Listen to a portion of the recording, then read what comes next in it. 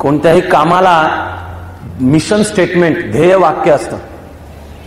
त्याची चाणक्य मंडळींनी 2 ध्येयवाक्य ठरवलीत की हे गाठायचं, आपलं उद्दिष्ट हे. त्यातलं एक आहे राष्ट्रीय चारित्र्याचे व्यावसायिक तज्ज्ञ तयार व्हावेत म्हणून. पण दुसरं आहे, त्याचा ह्या कथामालेशी संबंध आहे, ते आहे वैश्विकतेचं भान आणि कर्तृत्व असलेली युवा पिढी तयार व्हावी म्हणून. To develop youth with global consciousness and competence. जग एक होत चाललं, IT, इंटरनेट, बायोटेक्नॉलॉजी, तथाकथित साम्यवादाचा पाडाव आणि भांडवलशाहीचा विजय, शीतयुद्धाचा शेवट, जगातलं आजपर्यंतच्या माणसाच्या इतिहासातलं सर्वात बलाढ्य राष्ट्र म्हणून अमेरिकेचं स्थान. या सगळ्यामध्ये आपल्याला भारत देश म्हणून नव्या भिंती उभ्या करायच्या नाहीत. आपल्याला स्वतःमध्येच फुटलेला देश राहायचं नाही. आपल्यामध्ये शास्त्र तंत्रज्ञानात मागं पडलेला आणि जगात काय चाललंय याचं ज्याला भानच नाही, त्यामुळे येणाऱ्या प्रत्येक आक्रमणाला बळी पडतोय असाही देश व्हायचं नाही. याउलट जगाच्या ऐक्याची स्वप्न पाहणारी तुमची माझी सर्वात पहिली आणि सर्वात प्राचीन संस्कृती आहे. तुमच्या माझ्या प्रार्थनेत वसुदैव कुटुंबकम आहे. गणपतीची आरती झाल्यानंतर आपण म्हणतो त्यात पृथिवी समुद्र पर्यंत आया हा एकराट इति, एक राष्ट्र ही ध्यास आहे हा. पण ते होताना जर 100 कोटीचा देश आमचा दरिद्री फुटलेला स्वत्व विसरलेला असेल तर त्या एकत्वाची उगाच पूजा करण्यामध्ये काही अर्थ नाही. ते ढोंग आहे, ते दंभ आहे, तो खोटेपणा आहे. आपल्याला आपल्या परीने कणभराची भर घालण्यासाठीचं काम करायचं आहे. त्यामुळे ज्यांना या जगाच्या एक होत जाणाऱ्याचं भान आहे, आणि नुसतं भान नाही, कॉन्शियसनेस, कर्तृत्व पण आहे.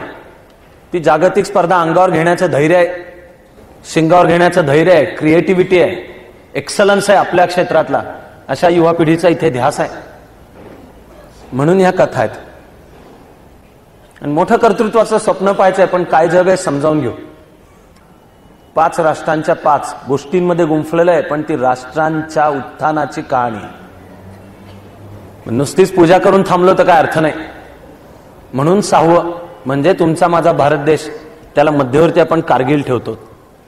आणि मग 7वी जवळजवळ कळायला लागल्यापासूनच्या आयुष्यभर जी अतिशय रम्य भारावून टाकणारी कहाणी मी ऐकत आलो, जमलं तिथे सांगत आलो, तिने आपण समारोप करणार आहोत.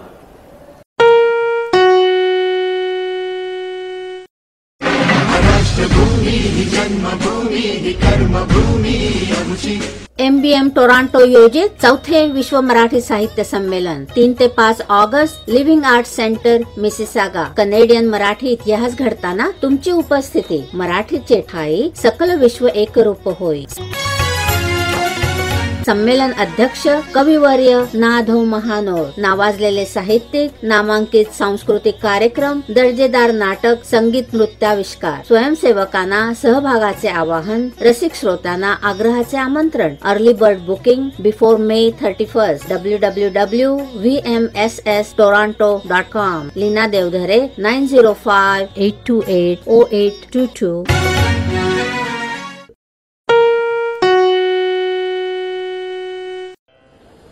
संपूर्ण जगाच्या पाठीवर ईश्वराची सुद्धा स्त्री रूपात पूजा करणारे आपण एक संस्कृती आहोत. ईश्वराची स्त्री रूपात पूजा करणारे आपण बहुधा एकमेव संस्कृती असू. दुसऱ्या कोणालाही कमी न लेखता हे म्हणतोय की बाकी विचार, विचारधारा, धर्म यांच्या दृष्टीने ईश्वर नेहमी तो आहे, ही तो आहे. भारतीय विचारामध्ये ईश्वर ती आहे.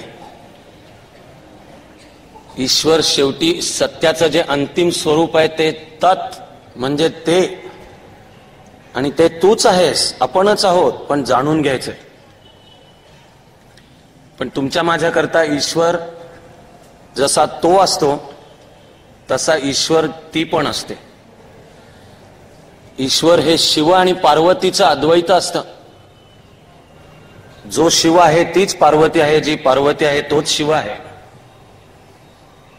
तुमच्या माझ्यासाठी संपूर्ण विश्व निर्माण करणारी आई असते, ती जगत जननी असते, जगदंबा असते, विश्वजननी असते. तिच्या उदरातून हे विश्व निर्माण होत असतं. आणि ती ते विश्व गिळंकृत पण करत असते आणि नवीन नवीन विश्व निर्माण पण करत असते. ईश्वराची सत्याची आराधना स्त्री रूपातही करणारा तुमचा माझा देश, तुमची माझी संस्कृती. आपल्याकरता आपली ही मातृभूमी सुद्धा स्त्री आहे. आपल्यासाठी भारत माता असते. आपली आहे ती मातृभूमी आहे.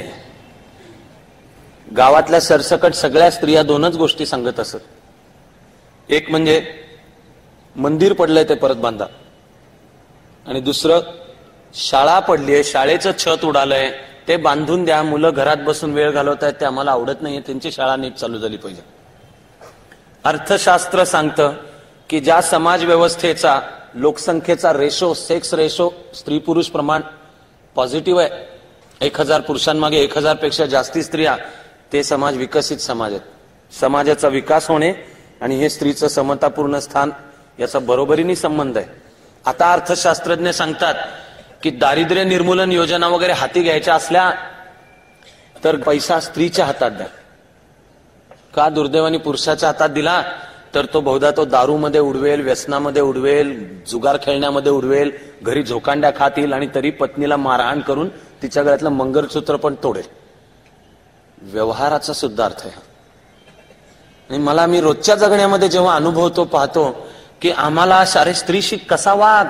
मैत्री असू शकते, स्त्री बहीण असू शकते, आई असू शकते, मैत्रीण असू शकते, प्रेयसी असू शकते, पत्नी असू शकते, पण आम्ही सगळ्या स्त्रियांना जे बनवतो त्याचा मी तोंडानी शब्दांनी उच्चार नाही करणार. आम्हाला जर एक विकसित समाज, एक समृद्ध समाज व्हायचा असेल तर ही योग्यता मिळवायला लागेल. तेव्हा वेद, उपनिषद, पुराणांच्या मधली पूजा आणि ते संस्कृतीतलं स्त्रीचं स्थान आणि भारत माता, पण त्या भारत मातेला आम्ही रोज आचकट विचकट वागवतो. ईश्वर स्त्रीच्या रूपात, पण आम्हाला पाहायला मिळतो तो बलात्काराच्या रूपामध्ये, हुंडाबळीच्या रूपामध्ये, घरामध्ये छळाला कंटाळून स्त्रीने आत्महत्या केली या रूपामध्ये. तो दिवस तो नुसता समतेचा नाही. माझं तर म्हणणं आहे नैतिक तत्व तर सोडाच. अरे स्त्रीला समतापूर्ण, मैत्रीपूर्ण समाजात स्थान असल्याने जीवन जास्ती आनंदी होणार आहे, जास्ती समृद्ध होणार आहे. हेही न कळण्या इतके आम्ही स्वतःचे शत्रू झाल्यासारखे वागतो. म्हणून मला वाटलं की 19 वर्षाच्या एका तरुण मुलीची कहाणी ऐकावी, ती मनामध्ये ठेवत ही आपली जी प्रार्थना, जे शीर्षक ठरवलंय आपण कथामालेचं, ते त्यासाठी आहे. कुठलं नवं वैभव. 19 वर्षाची तरुण मुलगी, ती सुद्धा फ्रेंच. म्हणजे एकदम फार मोहरून जाऊ नका. इतिहासामध्ये नोंद आहे की जोन ऑफ आर्क सशरीर दिसायला फार सुंदर नव्हती, उंच होती, तिचा बांधा उलट तगडा होता. पण जोन ऑफ आर्कचं सौंदर्य तुम्हाला मला ज्या दिवशी कळायला लागेल त्या दिवशी माणसाच्या जीवनातलं खरं सौंदर्य कळणं चालू होईल. ते जोपर्यंत नुसतं शरीरावर आहे, जोपर्यंत नुसतं आचकट विचकट आहे, तोपर्यंत खरं मन, बुद्धी आणि आत्म्याचं सौंदर्य दिसणं पण चालू होत नाही. 19 वर्षाची जोन ऑफ आर्क, फ्रान्स मधली एक तरुण मुलगी, खेडेगावात वाढली. मग म्हणाली ईश्वराने मला साक्षात्कार देणं चालू केलंय. आणि संत मायकेल, संत कॅथरीन, संत मार्गारेट हे मला सूचना देतात, पुढे काय करते, संदेश देतात. त्यांच्या सूचनांनुसार मला फ्रान्सच्या स्वातंत्र्याचा लढा लढायचा आहे. तो लढली. 100 वर्षाचं एक युद्ध आहे. या 100 वर्षातली 91 वर्ष फ्रान्स हरत होता सतत. गलितगात्र झाला होता. त्याला बळ दिलं. 91 वर्षाचा 3-3.5 पिढ्यांचा पराभव पुसून काढला. हे सगळं तिने 2 वर्षात केलं. खरं म्हणजे एकच. दोरेमीची कुमारी शिनॉला येते ही बातमी राजाच्या कानावर आधी पोहोचलेली होती. म्हणजे हा 7वा चार्ल्स, तो दचकलेला होता. तिला वाटेतच थांबवता येतं का बघा, असंही झालेलं होतं. दरबारात चर्चा झाल्या होत्या आणि राजापेक्षा जास्ती काळजीत होते हे दोघं, आर्च बिशप रेनॉ आणि राजाचा प्रधान ल त्रेमुआ. दरबारात चर्चा की येते पण ही पुन्हा चेटकीण का देवाची दूत. शिनॉमध्ये ते येऊन थांबल्यावरही 10-12 दिवस राजाने वेळ दिला नाही. आणि आता राजा वेळ देत नाहीये असं म्हणल्यानंतर 15 एक वाट पाहिल्यानंतर जोन सैनिकांना घेऊन निघालीच. ती राजाचा जो कासल, राजवाडा, त्याच्याकडे निघाली. ती मात्र बातमी पळत पळत घोडेस्वारांनी येऊन पुढे सांगितली. राजाचा दरबार चालू होता. राजाची सासू, मी मगाशी सांगितलेली कर्तृत्ववान सिसिलीची राणी योलांदे, हिच्या मनात होतं की ही जी कोणी कुमारी तिला येऊ तर देत, तिला भेटू तर देत. पण राजाने ठरवलं तिला वेळ देऊ. ती आली आहे, परवानगी न मागता, वेळ न मागता आली आणि कासलच्या बाहेर उभी आहे. राजाने ठरवलं वेळ देऊ. राजा म्हणायला लागला वेळ देतो. आर्चबिशप रेनॉ आणि ला त्रमुआ म्हणाले की थांबा थांबा, ती मारणार कशावरून नाही, तिला इंग्रजांनी कशावरून पाठवलेलं नसेल, तुमच्याशी एकट्याशी भेटायचंय म्हणेल आणि प्रत्यक्ष येईल तलवार किंवा खंजीर घेऊन आणि तुलाच भोसकेल कशाने. राजा घाबरटच होता. मग ठरलं की राजाचं म्हणून जे सिंहासन म्हणजे खुर्ची आहे, तिथे दुसऱ्याच कोणाला तरी बसवायचं. त्यांनी नूर असा धारण करायचा की तो राजा, प्रत्यक्ष राजाने गर्दीत कुठेतरी उभरायचा. 7वा चार्ल्स तांत्रिक घटनात्मक दृष्ट्या अजून राजा नव्हता. फ्रेंच मधला त्याला शब्द होता दुफॉ. दुफॉ म्हणजे वारस, की तो दुफॉ वारस आहे, अजून राजा नाही झालेला, कारण त्याचा राज्याभिषेक अजून झालेला नाही. आणि कासलच्या दारात आलेली जोन विचारत होती की मला दुफॉला भेटायचंय. दुफॉ घाबरलेला, म्हणून तो जागेवरनं उठला, त्याच्या सिंहासनावर दुसरा कोणीतरी बसला आणि हा जो बेंगरूळ दिसणाराच मुळात 5-50 मध्ये सहज खपून जाईल, कोणाला त्याच्याकडे पुन्हा वळून बघावं असं वाटणार नाही अशा चेहऱ्याचा जो राजा होता, तो जाऊन गर्दीमध्ये जाऊन उभा राहिला. तिथे जोन आली. दरबारामध्ये चिडीचिप्प शांतता. मग ला त्रमुआ आणि जोनला सांगितलं की राजा समोर आहे, मुजरा कर. जोन त्याच्यापर्यंत गेली, अशीच थांबली. दरबारात सन्नाटा. मग जोन म्हणते की हा नाहीये राजा. दरबारातल्या सगळ्यांना धस्स. आणि इथून पुढे जोन जे सांगेल त्या सगळ्यावर तो चमत्कारच होता, आश्चर्य होतं, धक्का बसा अशी. पण म्हणून ही शैतानाची दूत का देवाची दूत? कारण चेटूक सैतानाच्या दूतालाही येतं. समोर बसलेला आहे तो राजा नाहीये, राजा कोणीतरी वेगळा आहे हे कळलं पाहिजे. राजाचा सेनापती जो होता, सरसेनापतीचं नाव दालासॉ, तो थोडा शहाणा माणूस होता. दालासॉ पुढे झाला आणि दालासॉने जोनला सांगितलं की समजा ठीक आहे राजा नाहीये, आम्हाला तुझी परीक्षा घ्यायची आणि ह्याच्यामध्ये जिथे कुठे राजा आहे तू बघ. जोननी सगळ्यांच्या चेहऱ्यावर नजर फिरवली. त्याच्यामधला हा जो दुफॉ 7वा चार्ल्स होता, त्याला तिने असं हाताला धरून पुढे केलं आणि त्याला सांगितलं आत्मविश्वास कमी असण्याची गरज नाही, ईश्वराचा तुला संदेश आहे की तू फ्रान्सचा राजा होणार आहेस. त्याचे खांदे पडलेलेच, चेहरा पण पडलेलाच. ला त्रमुआ आणि आर्चबिशप रेनॉ सांगतायत की आता झालं ना आता. मग जोन सांगते की अजून नाही झालेलं, खास राजाला सांगण्यासाठी काही संदेश आहे, तो संतांनी आणि ईश्वरांनी सांगितलाय, तो राजालाच, मला त्यालाच सांगायचा. मग राजा म्हणला ठीक आहे, कासलची आतली खोली खलबतखाना तिथे जाऊ. त्याच्याबरोबर ला त्रमुआ आणि आर्चबिशप रेनॉ यायला लागले. जोननी त्यांना थांबवलं की नाही, मला देवाचा संदेश जे सांगायचं त्या राजाला एकट्यालाच सांगायचं. राजा घाबरलेला. एकटं खलबतखान्यामध्ये खोलीत कुठे जा? मग तडजोड यावर ठरली की दरबार भरलेलाच आहे, दरबाराच्या एका कोपऱ्यामध्ये जा, त्या कोपऱ्यामध्ये कानात जोननी राजाच्या सांगायचं. सगळ्या दरबाराचं राजाकडे लक्ष होतं. तो बेंगरूळ चेहऱ्याचा, पडलेल्या चेहऱ्याचा, पडीक व्यक्तिमत्वाचा, आत्मविश्वास हरवलेला राजा खांदे पाडून जोनचं ऐकत होता. दरबाराने एवढंच पाहिलं की काहीतरी जोन जे सांगते ते ऐकत असताना या राजाचा चेहरा उजळत गेला, पडलेले खांदे सरळ होत गेले, ताठ होत गेले. तो राहायला उभा. त्यांनी निर्णयच दिला त्यानंतर की तुझ्याबरोबर मी सैन्य देतो. दरबाराला कळलं नाही काय झालं. आजपर्यंत पुराव्याने म्हणाल तर अजूनपर्यंत कळलेलं नाहीये की तिने कानात काय सांगितलं.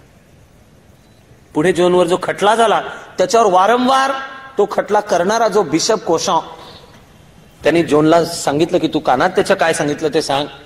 आणि जोननी सांगितलं ते त्याच्यासाठी होतं, तुझ्यासाठी नाही. तुला सांगायला ईश्वराची मला परवानगी नाहीये, ते राजासाठी होतं, जे आहे ते सांग. कसं बाहेर आलं ते गोष्टीमध्ये आपण पुढे ऐकणार आहोत. पण हिने कानात राजाच्या काहीतरी सांगितलं आणि राजाला आत्मविश्वास सापडला आणि राजाने सांगितलं देतो सैन्य. पुन्हा ला त्रमुआ आणि आर्चबिशप रेनॉ मध्ये पडले की सैन्य देतो ठीक आहे, ही घेऊन ब्रिटिशांनाच कशावरून नाही मिळणार, हिला पाकिटं कशावरून मिळालेली नसतील, कारण ह्यांना मिळत होती. युद्ध न करण्यासाठी, ब्रिटिशांशी तडजोड करण्यासाठी ड्यूक ऑफ बर्गंडीच्या द्वारा यांच्यापर्यंत हप्ते पोचत होते.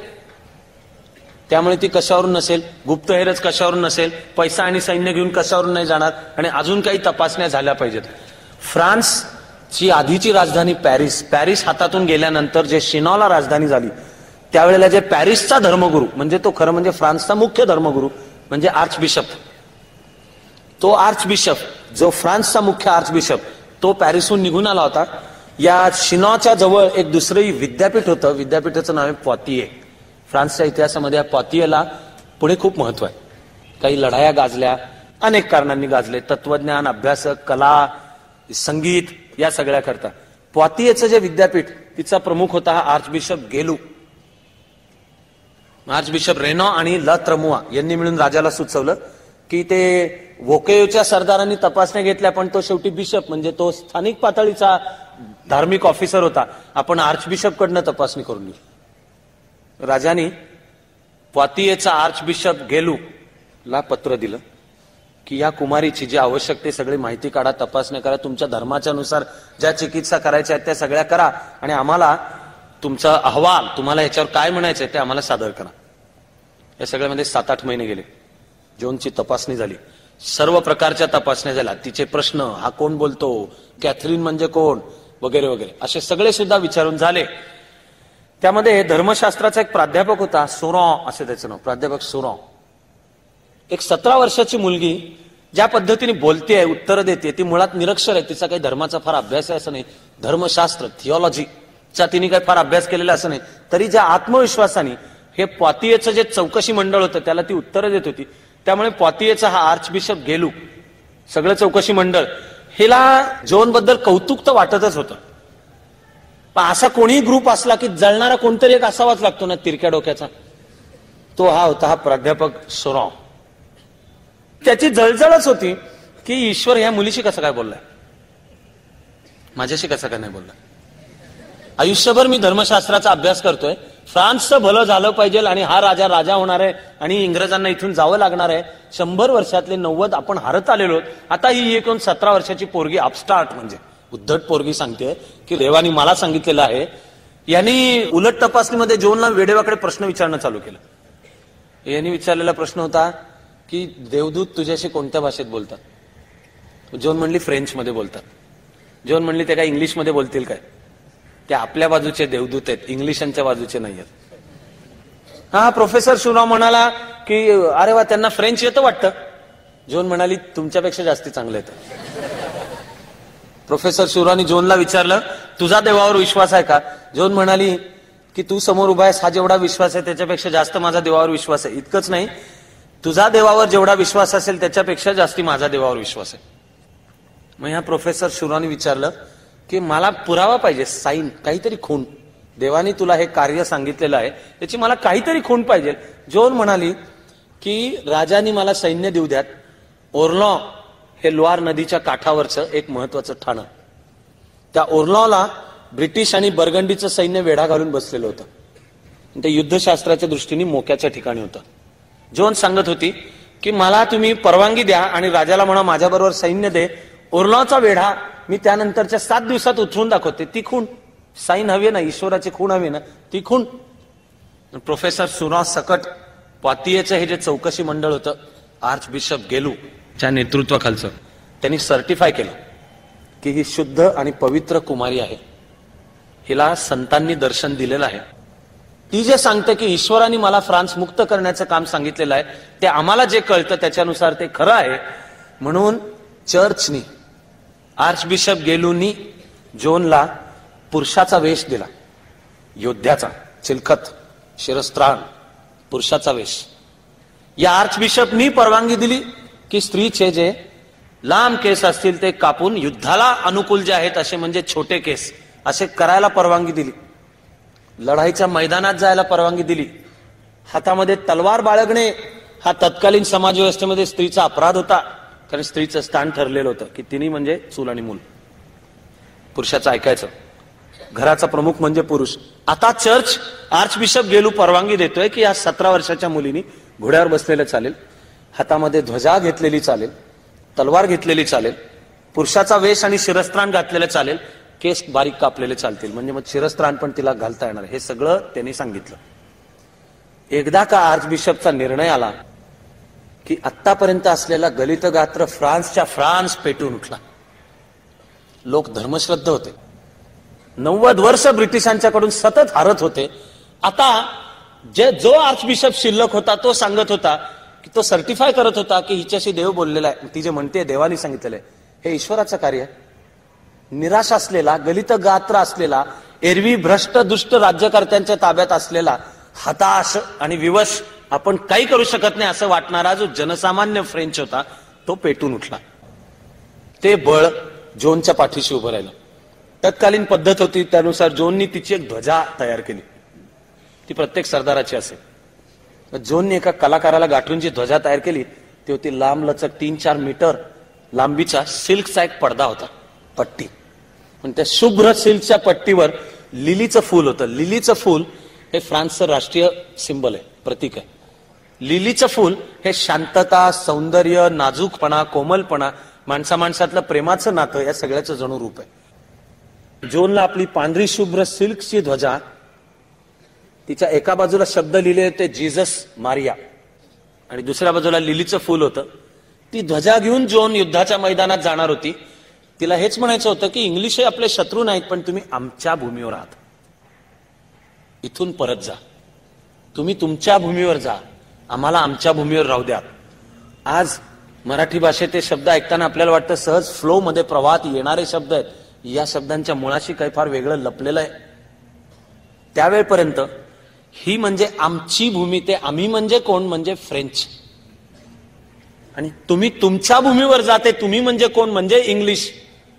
ही मानवी समूहाची संकल्पनाच अस्तित्वात नव्हती. संकल्पना होती राजा, संकल्पना होती फ्युडॅलिझम, सरंजामशाही. आता ह्या 17 वर्षाच्या मुलीच्या तोंडून ईश्वराच्या द्वारा यायला लागलं की नाही, हा आमचा देश आहे, राष्ट्र आहे, ते आहे फ्रान्स. ते तुम्ही ताब्यात ठेवलाय निम्मा भाग, तुम्ही जा, कारण तुमचंही राष्ट्र आहे, ते म्हणजे इंग्लंड. मानवाच्या आधुनिक इतिहासामध्ये राष्ट्रवाद, राष्ट्रीयत्व, राष्ट्र ही संकल्पनेचा जो आधुनिक जन्म आहे तो या 17 वर्षाच्या मुलीपाशी चालू होतो. आणि त्या मुलींनी सांगणं चालू केलं. म्हणजे ती मुलगी त्यावेळच्या समाज आणि राज्य व्यवस्थेच्या सगळ्याच भागांना आव्हान होती. तिचं अस्तित्व, तिचं जगणं, तिचं श्वास घेणं हे आव्हान होतं. कारण धर्माची सत्ता होती आणि सगळा चर्च त्याची उतरंड ती नाकारून ही 17 वर्षाची मुलगी म्हणते ईश्वर माझ्याशी बोलतो. आणि दुसरी होती सरंजामशाहीची एक उतरंड, ती पण नाकारून ही मुलगी म्हणते की असं काही नाही, सामान्य जनता, लोक पेटून उठलेले, ही आमची जमीन आहे, तुम्ही सोडून निघून जा. या विचारातच क्रांतिकारकत्व आहे. त्यामुळे ती 17 वर्षाची मुलगी धोका बनून बसलेली होती सर्व प्रस्थापितांची. तिने आपली ध्वजा तयार केली. आता हवी होती लढाईच्या मैदानात जायचं असेल तर तलवार. शिनॉला दरबारामध्ये तिने राजाला सांगितलं की शिनॉच्या जवळ फिरबुआ म्हणून एक चर्च आहे, फिरबुआ नावाचं गाव, तिथे संत कॅथरीनचं कॅथेड्रल म्हणजे विशेष चर्च, मुद्दाम बांधून काढलेलं एक भव्य चर्च. तर त्या संत कॅथरीनचं जे चर्च आहे तिथे जमिनीखाली एक तलवार आहे. ती मला माझी तलवार म्हणून पाहिजे. आता जोनला तुला हे कसं कळलं? वाणी, व्हॉइसेस, मला येणारे आवाज, मला संदेश आहेत, त्यांनी सांगितलं. राजाचे दूत दौडत तिथे गेले. फिरबुआचं हे जे चर्च आहे ॲबे संत कॅथरीनचं, तिथे जमिनीखाली त्यांना तलवार सापडली, गंजलेली तलवार होती. पण फिरबुआच्या परिसरातल्या लोकांची श्रद्धा होती की ही शाल्मेनची तलवार आहे. शाल्मेन म्हणजे 600 वर्ष आधी. शाल्मेन म्हणजे रोमन साम्राज्याच्या पाडावानंतर युरोपला ज्यांनी एकत्र केलं आणि आक्रमकांना परतवून लावलं, तो शाल्मेन, तो फ्रेंचच होता. त्याची तलवार अशी लोकांची श्रद्धा होती. आणि आता तर कहाण्या आणखीनच पसरल्या की आता तिला पातियेच्या धार्मिक चौकशी मंडळांनी पण सांगितलंय की हिचे हेतू शुद्ध आहेत, हो ईश्वर हिच्याशी बोलतो, हो संतांनी तिला दर्शन पण दिलेलं आहे आणि ती वाणी, संतांचे व्हॉइसेस, आणि त्यांनी हिच्यावर ही जबाबदारी सोपवली. तेव्हा राजा तिला बॅकिंग दे. आता ती दरबारात सांगतेय की फिरबुआला अशी अशी तलवार आहे, ती सापडेल. खरंच दूत गेले, तलवार मिळाली. फ्रान्स मधली जी चैतन्याची लाट होती ती आणखीनच वाढली. जोन सैन्य घेऊन निघाली. सैन्य घेऊन निघताना राजाने जोन ऑफ आर्कला कमांडर इन चीफ ही पदवी दिली. 17 वर्षाची मुलगी एका देशाच्या अख्ख्या सैन्याची कमांडर इन चीफ झाली. तिच्या हातातली ती पांढरी ध्वजा आणि एक जुनी गंजलेली, तिचा फक्त गंज काढला, ती तलवार, ती घेऊन निघाली जोन. बरोबर जे सैन्य होतं त्या सैन्यापाशी जोननी काही आग्रह धरले. जोननी सांगितलं की सगळ्या सैनिकांनी आधी कन्फेशन द्यायचं. ते कन्फेशन देताना मनात प्रतिज्ञा घ्यायची की आतापर्यंत घडल्या चुका, आता निदान जितेजीक करणार नाही चुका. त्यामुळे पाप निवेदन, कन्फेशन द्यायचं. दर रविवारी जो मास म्हणजे एकत्र प्रार्थना, तो मास सैन्यामध्ये चालू झाला आणि ती एकत्र प्रार्थना करायची. ती प्रार्थना शत्रूच्या सुद्धा भल्याची करायची. जोननी सांगितलं की लढाईमध्ये अत्याचार करायचे नाहीत. त्यावेळची सर्रास पद्धत होती. खून, लुटालूट, बलात्कार, जाळपोळ, त्याच्यात लहान मुलं नाही, आबाल वृद्ध नाही, सरसकट मारणे. आणि सैनिक ताब्यात आले तर त्यांच्या हातातल्या अंगठ्या असतील तर त्याच्यासाठी बोटं तोडणे, कानामध्ये सोन्याचे डूल असले कान तोडून टाकणे. त्याकरता एखादा सैनिक जखमी असेल तर आधी त्याला मारायचा आणि मग त्याचे अवयव कापून घेऊन सोनं. अतकी क्रूर पद्धत होती. या सगळ्या क्रौर्याला जोननी आपल्या सैन्याला सांगितलं यापुढे हे बंद, यापुढे हे चालणार नाही. आणि सगळ्या सैन्याचे तंबू लावण्याची रांग, शिस्त, त्याच्यामधला रस्ता त्यावेळच्या युद्धशास्त्रातल्या एका जाणकारांनी लिहून ठेवलेलं आहे की डोळ्याचं पातळ लवतंय तोवर आम्ही जे दृश्य पाहिलं की फ्रेंच सैन्याचं नीतिधैर्य अख्खं बदललेलं. हा जो युद्धशास्त्रज्ञ ल हायर नावाचा तो युद्धशास्त्रज्ञ लिहितोय की सैनिकांचे तंबू म्हणजे कॅन्टोन्मेंट पडलेत आणि ते दृश्य इतकं स्वच्छ आहे हे म्हणलं मी आयुष्यात कधी पाहिलेलं नाही. मग जोननी त्यावेळच्या युद्धामध्ये होत नव्हती अशी आणखी एक नव्याने गोष्ट केली. ती म्हणजे तिने ऑर्लिऑला पत्र पाठवलं. ऑर्लिऑचा हा जो इंग्लिश सेनापती होता टॅलबॉट, त्याला एक पत्र पाठवलं. ते अस्सल पत्र आज उपलब्ध आहे. त्या पत्राची सगळी भाषा आणि त्यातलं जे प्रौढत्व आहे त्या भाषेतलं, मॅच्युरिटी आहे, शान आहे, डिग्निटी आहे, ती पाहिली तर हे ड्राफ्टिंग ही भाषा 17 वर्षाच्या मुलीची असेल आणि ती पण निरक्षर हे तर मुळात वाटतच नाही. कदाचित कोणीतरी मदत केली असेल. कदाचित हा जो सरसेनापती दालसॉ याला काय जोन बद्दल द्वेष नव्हता. ऑर्लिऑचा जो ड्यूक होता तो ड्यूक पण अनौरस मुलगा होता. अनौरस असणं त्या काळात फार पाप समजलं जायचं असं चित्र नव्हतं. ड्यूक ऑफ ऑर्लिऑ म्हणजे जो मूळ फ्रेंच, त्याला ओळखलंच जायचं बास्टर्ड ऑफ ऑर्लिऑ, असंच नाव त्याचं. त्याला ओळखलंच जायचं बास्टर्ड ऑफ ऑर्लिऑ. त्याचं राज्य त्याच्या ताब्यातून गेलेलं होतं. ऑर्लिऑला वेढा घालून इंग्लिश बसलेले होते. आतमध्ये रसद पुरत नव्हती. हा जो बास्टर्ड ऑफ ऑर्लिऑ त्याचं नाव आहे दुनुआ. हा एक पराक्रमी सेनापती होता. तो पण जोनला येऊन मिळाला. यांना मत्सर नव्हता. यांच्यातल्या कोणाचं तरी ड्राफ्टिंग असेल असं आपण समजू, पण अतिशय अप्रतिम ड्राफ्टिंग असलेलं एक पत्र जोननी ऑर्लिऑला वेढ्यामध्ये इंग्लिश सेनापती जो टॅलबॉट, त्याच्याबरोबर हा ड्यूक ऑफ बेडफोर्ड यांना पत्र पाठवलं. पत्र हे होतं की आमचे तुम्ही शत्रू नाही आहात, पण तुम्ही आमची जमीन ताब्यात घेतली. तुमचं रक्त सांडावं अशी आमची पण इच्छा नाही. मला ईश्वराने सांगितलेलं आहे की फ्रान्सची भूमी रिकामी कर, तुम्ही जा, तुम्ही हे सोडून जा, तुम्हाला सोडून जायला संधी देते. त्यावेळच्या युद्धशास्त्रातली पद्धत सुद्धा ही होती की वेढा घातलेला आहे आणि एखाद्याने जर शरण यायचं ठरवलं तर त्यांना जास्तीत जास्त परवानगी म्हणजे अंगावरच्या कपड्यानिशी जायला परवानगी दिली जायची. खरं म्हणजे त्यावेळच्या युद्धशास्त्रात तर हे सर्रास व्हायचं की वेढ्यामधला आतला सरदार सांगतोय मी शरण यायला तयार आहे, बाहेरचा सरदार मान्य करायचा. दरवाजे उघडून प्रत्यक्ष सैन्य निघालं की मात्र त्यांची सरसकट कत्तल केली जायची. तटबंदीच्या आतलं जे गाव असेल ते पूर्ण उद्ध्वस्त करून हे सर्रास व्हायचं. हे होत असताना जोन सेनापती टॅलबॉटला कळवते आहे की तुम्हाला सन्मानाने जाऊ देतो, तुम्ही आमच्या शत्रू नाही आहात, सगळं घेऊन जा, सामान सुमाना सकट जा, तुमच्या तोफा, दारुगोळा, शस्त्रास्त्र, सैन्य, पैसा, तिजोरी सगळं घेऊन जा, आपण फ्रान्सच्या भूमीवरून चालते व्हा. टॅलबॉटने उलट उत्तर पाठवलंय. ते उत्तर अत्यंत उद्धट आहे. त्याच्यामध्ये जोनला इंग्लिश भाषेमधल्या अत्यंत वाईटातल्या वाईट शिव्या पण दिलेल्या आहेत. पण मूळ मुद्दा हा सांगितलेला आहे की तू चेटकीन आहेस, आमच्या ताब्यात सापडलीस तर तुला खांबाला बांधून आम्ही जाळून मारणार आहोत, आम्ही जागा सोडण्याचा प्रश्नच नाही. ओर्लॉची काय स्थिती होती ती लक्षात घ्या. लुआरच्या काठावर ओर्लॉला तटबंदी होती आणि ओर्लॉ अजून ताब्यात होतं फ्रेंचांच्या. हा जो ड्यूक होता तो दुनुआ सेनापती पळून आलेला होता तिथून, पण आतले सरदार अजून गाव लढवत होते. ते गाव चटकन शरण आणता येईना म्हणून इंग्रजांनी, इंग्लिश सैन्याने ओर्लॉच्या भोवती आणखी एक तटबंदी उभी केली होती आणि ओर्लॉकडे जाणारे सगळे रस्ते बंद केलेले होते. एकच रस्ता उघडा ठेवला होता. तो रस्ता उत्तरेकडून येणार होता. उत्तरेकडून म्हणजे तो उत्तर भाग सगळा इंग्लिशांच्या ताब्यात होता. त्यांना येणारी रसद उत्तरेकडून येत होती. त्यामुळे ओर्लॉ त्यांनी या पद्धतीने करकचून सगळ्या बाजूने आवळलेले. भिंतीला धडका देऊ किंवा तटबंदी ओलांडून पलीकडे जाता येईल का ती शक्यता कमी आणि तेवढं बळ नाही. त्यामुळे ही वेढा घालून बसण्याचं युद्धशास्त्र होतं. वेढा घालून बसायचं. तो आतला किती वेळ बसेल, कधी ना कधी तरी त्याचं अन्नधान्य संपेलच की नाही. कधी ना कधीतरी दारुगोळा संपेलच का नाही, किंवा निदान सैनिक थकतील, दमतील, हे जे कुटुंब कबीला आतमध्ये ते शरण येतील, मन खचेल आणि एक दिवस म्हणतील की आम्ही शरण यायला तयार आहोत, तेवढं थांबायचं. ओर्लॉचा वेढा आधीची 7 वर्ष चालू होता. एका ओर्लॉचा वेढा 7 वर्ष चालू होता हे जर लक्षात घेतलं तर एकूण हे युद्ध 90 वर्ष चालू होतं. आणि त्या 90 वर्षात क्रमाक्रमाने लोआर नदीपर्यंत म्हणजे निम्म्याहून जास्ती फ्रान्स इंग्लिशांच्या ताब्यात गेला होता, पण तो जायला 3हून जास्ती पिढ्या जाव्या लागल्या हे लक्षात येईल. जोननी ठरवलं की वेढा फोडायचा. कसा फोडायचा? जोननी सेनापतीने सांगितलं हल्ला करायचा आणि फोडायचा. हल्ला कसा करायचा? लोआर नदीच्या उत्तरेला जायचं. उत्तर म्हणजे इंग्लिशांच्या ताब्यात होती. आणि सेनापती दालसॉ आणि या दुनुआ ला जोन सांगते की लोआरच्या उत्तरेला जायचं नदीच्या आणि उत्तरेकडून हल्ला चढवायचा. रात्रीच्या वेळेला सैन्याने पुढे निघायचं ठरलं. जोन घोड्यावर बसलेली होती, सैन्याला बरोबर घेऊन ती निघाली. सकाळच्या वेळेला डोळे उघडून म्हणजे उजाडायला लागले त्यावेळेला पाहतायत तर जोनच्या लक्षात आलं की आपण दक्षिण किनाऱ्यावरच आहोत अजून. आणि ओर्लिओ आणि त्याच्या भोवतीचा वेढा आणि तटबंदी तर पलीकडे दिसते, ज्या दिशेने आपलं ठरलं होतं उत्तरेच्या तिकडे आपण नाहीच आहोत. तिने विचारलं असं का झालं?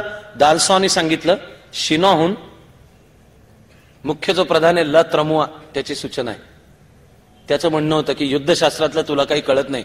जोन चिडली, सैन्याच्या मध्ये आली आणि ती आपल्या हातात पांढरी ध्वजा घेऊन तिने डायरेक्ट सगळ्या सैन्याला सांगितलं की हे माझं ऐकत नाहीयेत, आपला हल्ला त्या बाजूनी करायचं ठरले होते, हे ज्यांना मान्य आहे ते माझ्या बरोबर चला. आणि घोड्याला टाच मारून जोन पळत सुट, घोड्यावरनं घोडदौड करत सगळं सैन्य जोनच्या मागे दौडत सुटलं. इंग्लिशांना हल्ला येईल हे अपेक्षित नव्हतं. इंग्लिशांवर हल्ला झाला, तटबंदी बंद करण्यात आली. 3 दिवसामध्ये त्या तटबंदीला शिड्या लावून फ्रेंच सैनिक चढले, तटबंदीवर लढाई झाली. ओर्लॉच्या भोवतीची इंग्लिशांची तटबंदी फुटली, टॅलबॉटला पळून जावं लागलं. 7 वर्ष जो वेढा होता तो सुटला, ओर्लॉ नगरी स्वतंत्र झाली. आधीच्या 91 वर्षात फ्रेंचांनी मिळवलेला पहिला विजय होता.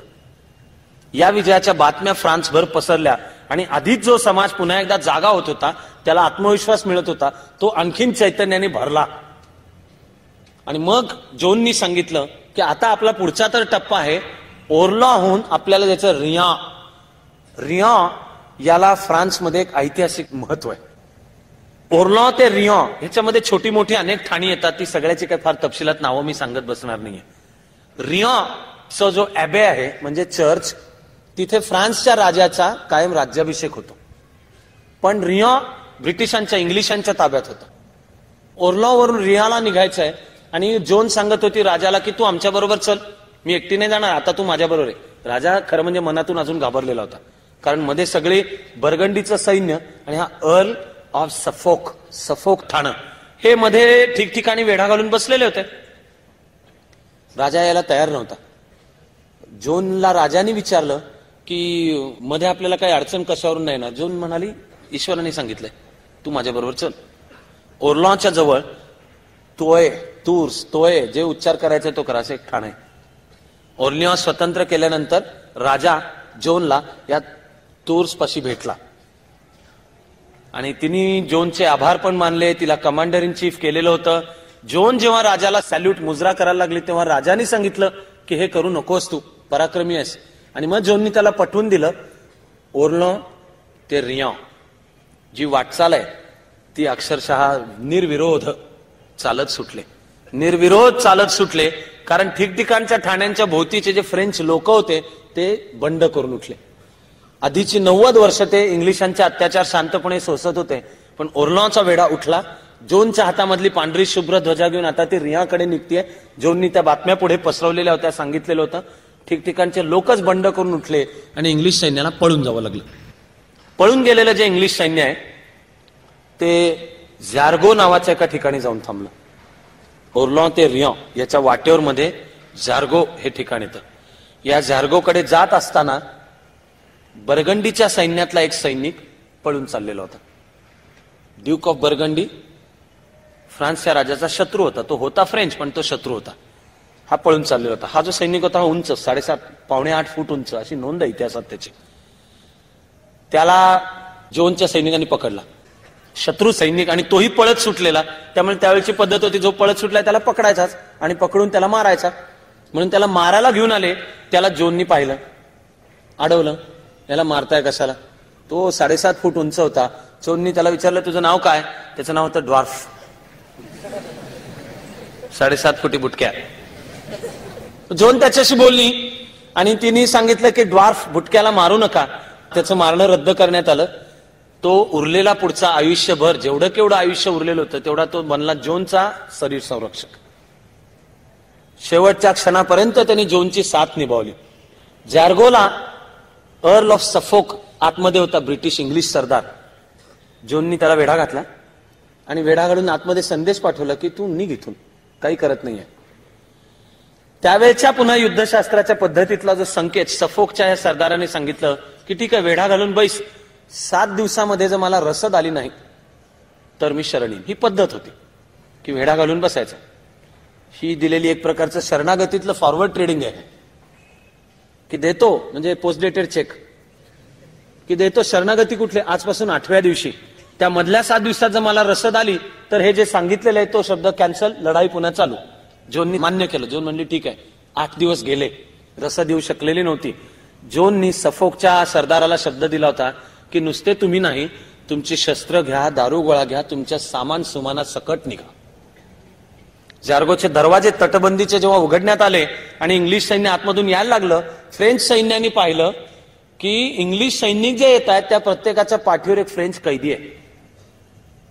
ते आतमध्ये होते. कोणीतरी विचारलं फ्रेंच सैनिकांनी की हे तुम्ही काय घेऊन चाललात? तो जाणारा प्रत्येक इंग्लिश सैनिक सांगायला लागला की हे माझं सामान आहे. पाठीवरचा फ्रेंच कैदी आधीच्या युद्धांच्या मध्ये जे पकडलेले ते गुड्स आमचं सामान आहे आणि तुम्ही आम्हाला परवानगी दिली सामानासकट. आता धर्मसंकट निर्माण झालं. जाणाऱ्या इंग्लिश सैनिकांनी या पकडलेल्या फ्रेंच कैद्यांचे भाव सांगितले. भाव, गाईचं एक वासरू 30 फ्रँकला होतं, 30 फ्रँक. बकरी 16 फ्रँकला होती. फ्रेंच कैदी 8 फ्रँकला होता. आणि इंग्लिश सैनिक सांगत होते की आम्ही 8 फ्रँक देऊन हे फ्रेंच कैदी घेतलेले आहेत, कसं काय तुम्ही सोडणार? मग मात्र जोननी अडवलं. हा बुटक्या, पलादे, नोएल रेगुसा हे मिळून आडवे गेले आणि सांगितलं फ्रेंच कैद्यांना सोडायला गेल तर तुम्हाला सुरक्षित सोडतो. सफोकचा सरदारही मध्ये पडला. फ्रेंच कैदी सोडले. इंग्लिश सैन्य तिथून निघून गेलं.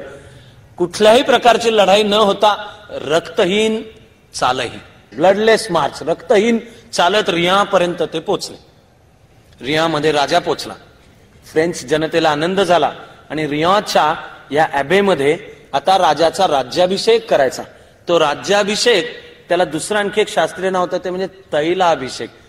तेलाचा एक अभिषेक आहे तो. म्हणजे या रियाच्या ॲबेमध्ये एक तेलाची बाटली ठेवलेली असायची, ती त्या क्रॉसच्या समोर ठेवलेली. या चर्चचं नाव होतं चर्च ऑफ सॅरेमी. उच्चार सॅरेमी आहे, स्पेलिंग बघायला गेलं तर खरं म्हणजे ते सेंट रेमी असं येतं, पण फ्रेंचमध्ये सेंट रेमी हा उच्चार नव्हतो, सॅरेमी.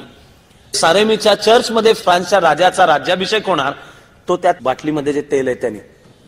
हे फ्रेंच सैन्य तिथे पोहोचलं आणि त्यांना दिसलं की त्या बाटलीत तेलच नाहीये. 500 वर्ष आधीची फ्रान्सचा जो कोणी राजा होणार त्याला त्या सॅरेमीच्या चर्च मधल्या तेलाच्या थेंबांमध्ये अभिषेक टाकूनच त्याचा राज्याभिषेक व्हायचा. आता ते प्रत्यक्ष रिया ताब्यात आल्यानंतर दिसलं की त्या बाटलीमध्ये तेलच नाही. लोकांच्या ज्या धर्मश्रद्धा होत्या त्यांना धक्का. आता राज्याभिषेक कसा करायचा? अशा वेळी ती राणी योलांदे म्हणजे याची सासू, ती सासू पुढे आली. तिने ते उचललं. तिच्या सौंदर्य प्रसाधनांमधलं जे तेल होतं ते तिने त्याच्यात ओतलं आणि सगळ्यांनी सांगितलं आता याच्यामध्ये तेल आहे, राजाचा राज्याभिषेक या तेलाने होईल. ठरल्यानुसार राजाचा राज्याभिषेक झाला. राज्याभिषेकाला जोन राजाच्या शेजारी उपस्थित होती. जोनचं जे एकूण कार्य ईश्वराने सांगितलेलं त्यातलं सुमारे निम्म कार्य पूर्ण झालं.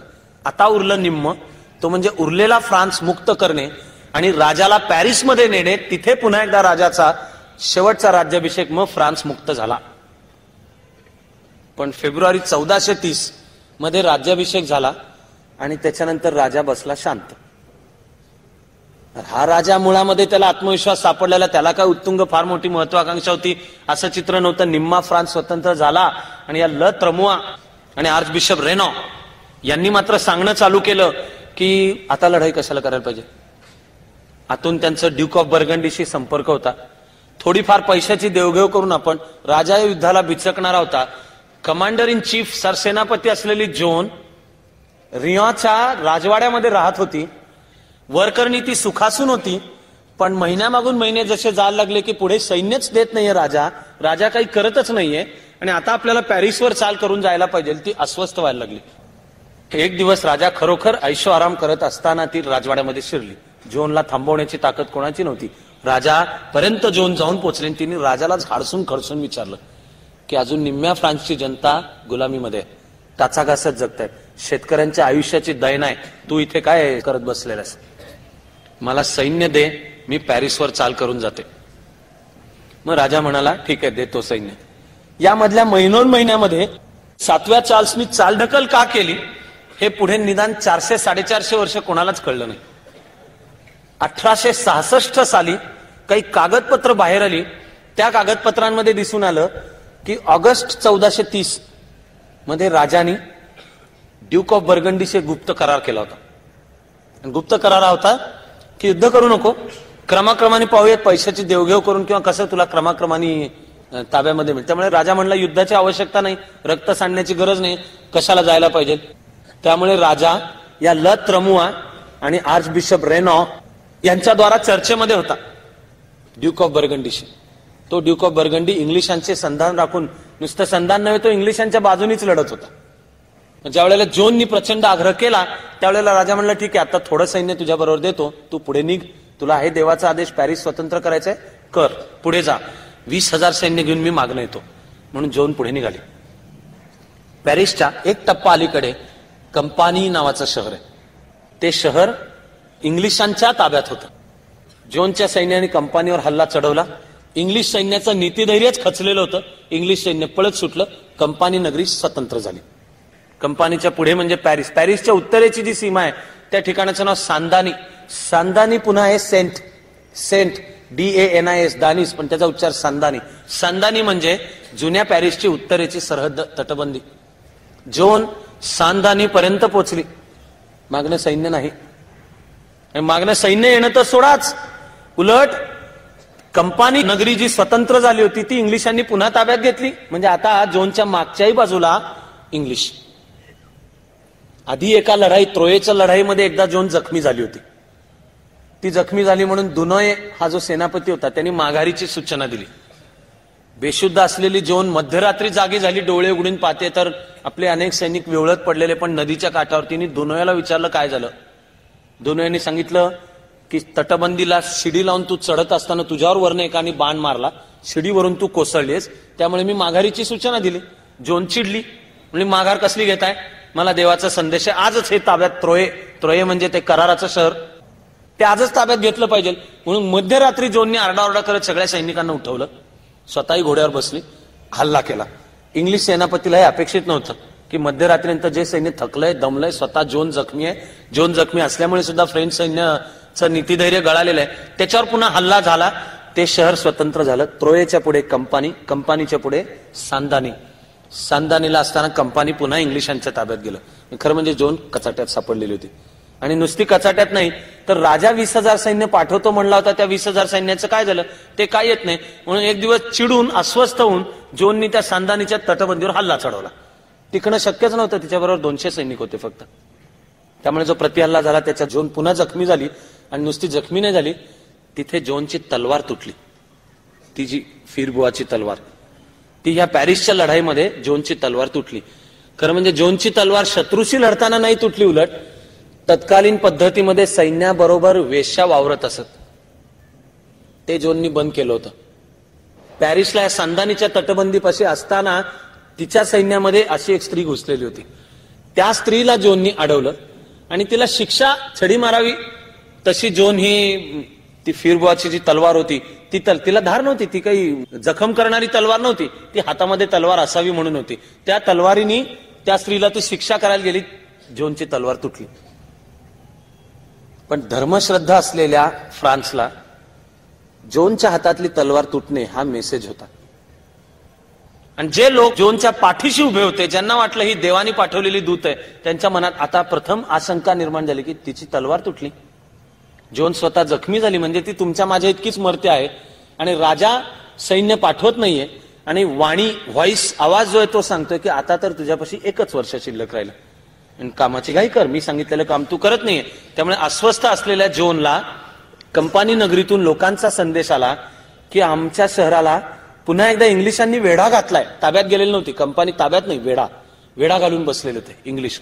तो वेढा सोडवायला ये म्हणून जोन तिचं जे सैन्य आहे त्या सैन्याकरवी तिने राजाला निरोप पाठवला की मी कंपनीचा वेढा फोडायला जाते, तारीख वार वेळ ठरलेला, त्यावेळेला तू ये आणि माझ्यासाठीची मदत घेऊन ये. हा सप्टेंबर होता, सप्टेंबर ऑक्टोबर 1430.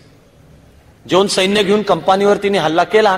राजाचं सैन्य मदतीला तर आलं नाहीच, पण ज्या वेळेला कंपनीचा वेढा फोडण्याकरता जोन चाल करून गेली त्यावेळेला इंग्लिश सैन्याने जोनला सगळ्या बाजूनी वेढलं. जोन पळत सुटली कंपनीच्या गेटकडे, दाराकडे. गेट उघडं होतं, गेटला लागून पाणी, खंदक, त्याच्यावर एक पूल टाकलेला. त्या पुलावरनं फक्त तिने यायचं आणि जोन आली की पूल ओढून घ्यायचा आणि दरवाजे बंद करायचे.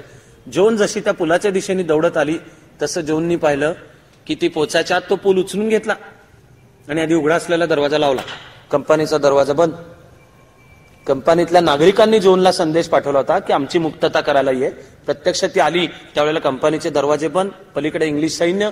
कंपनीमध्ये आर्चबिशप रेनॉचा भाऊ पोहोचलेला होता आणि त्या भावानी कंपनीच्या सरदार फुव्या याला हाताशी धरलेलं होतं. दार उघडू नको, बंद कर. ते ज्या दाराची जाळी असते त्या जाळीतून असहाय्य आधी लोक आणि हा आर्चबिशप रेनॉचा भाऊ पाहत होते. जोन लढत म्हणजे ती लढणारी नव्हतीच, हातात ध्वजा, तलवार फिरवत होती. सर्व बाजूंनी इंग्लिश सैन्य आले. शेवटच्या क्षणापर्यंत जोनच्या रक्षणाकरता हा गावातला पलांदे, नोएल रेगुसॉ आणि तो बुटक्या हे लढत होते. त्यातला पलांदे मारला गेला, बुटक्या मारला गेला. नोएल रेगुसॉ प्राणांतिक जखमीन पडला आणि जोन बर्गंडीच्या सैनिकांच्या ताब्यात सापडली. हे होतं सप्टेंबर 1830. ड्यूक ऑफ बर्गंडीच्या तुरुंगामध्ये तिला ठेवण्यात आलं.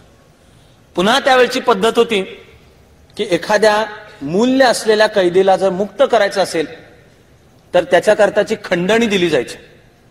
राजाचं काम खरं म्हणजे सोपं होतं. फ्रान्सच्या खंडणी दे आणि जोनला सोडवून आण. जोन करताची खंडणी ठरली 10,000 सुवर्ण मुद्रा. 10,000 सुवर्ण मुद्रा म्हणजे फ्रँकच्या भाषेत म्हणायचं तर ते 61,000हून थोडे जास्ती असे होत होते. राजाला काय प्रॉब्लेम नसला पाहिजे, तेवढे पाठव, ड्यूक ऑफ बर्गंडीच्या कैदेतून जोन सुटेल. पण राजा शांत, फ्रेंच जनता शांत. महिना 15 दिवस गेल्यानंतर या तुरुंगातून पळून जाण्याचा जोननी प्रयत्न केला. पळून जाताना पकडली गेली. आता तिला पळून जाता येऊ नये म्हणून हे बोव्या म्हणून जे ठिकाण होतं त्याच्या एका मोठ्या टॉवरच्या कासलमध्ये वर तिला ठेवलं. हे कोणतं ठिकाण होतं तर त्या बोव्याचा जो बिशप, तो फ्रेंच होता. त्या बिशपचं नाव बिशप कोशॉ. तो बिशप कोशा इंग्रजांना सामील होता. बिशप कोशाला इंग्लिशांनी शब्द दिलेला होता की आमच्या ताब्यामध्ये फ्रान्स आल्यानंतर तुला फ्रान्सचा आर्चबिशप करतो. त्यामुळे तो जोनच्या विरुद्ध. बोव्यावर जेव्हा जोन चाल करून आली त्यावेळेला बिशप कोशाला अंगावरच्या कपड्यानिशी पळून जावं लागलं होतं. फ्रान्सचा आर्चबिशप होणं तर राहिलं दूरच, त्याचं स्वतःचं जे बिशप पद होतं ते धोक्यात आलेलं होतं. पण ते बोव्या पुन्हा इंग्लिशांनी ताब्यात घेतलं. बिशप कोशाच्या पाताळयंत्री कारवाया चालू झालेल्याच होत्या. बोव्याच्या मोठ्या 50 फूट उंच टॉवरवर जोनला ठेवलं. त्या टॉवर मधनं सुद्धा 50 फुटावरून उडी मारून जोननी पळून जाण्याचा प्रयत्न केला.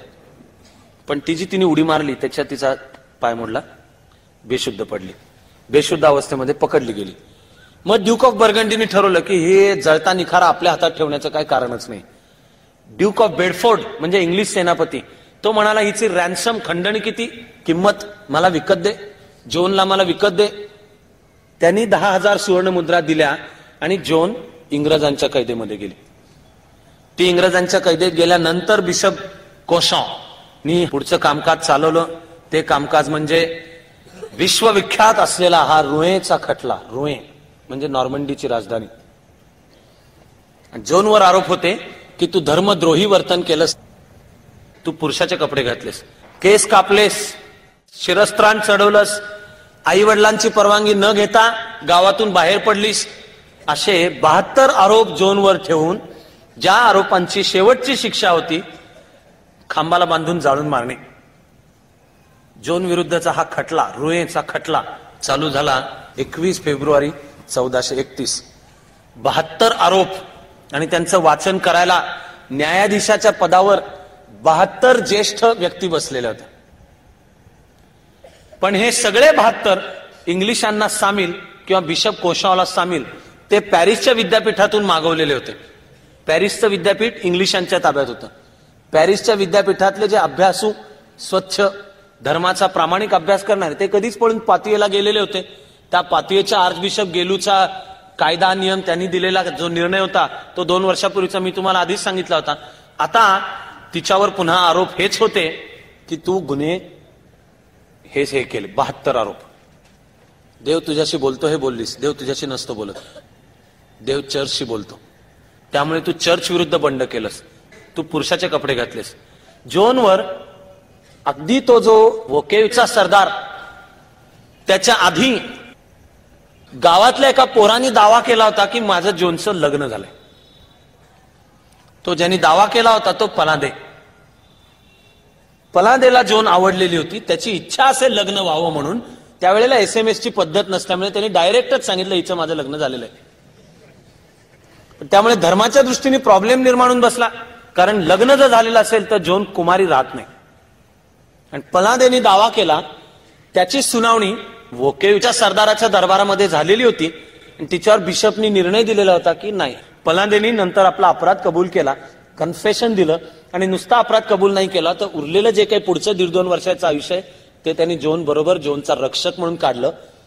कंपनीच्या तटबंदीच्या बाहेर रक्ताच्या शेवटच्या थेंबापर्यंत लढत राहिला होता तो हा पलादे होता. पलादे मारला गेला त्याच्यात. आणि फेब्रुवारी 1431 मध्ये तिच्यावरच्या केसची सुनावणी चालू झाली.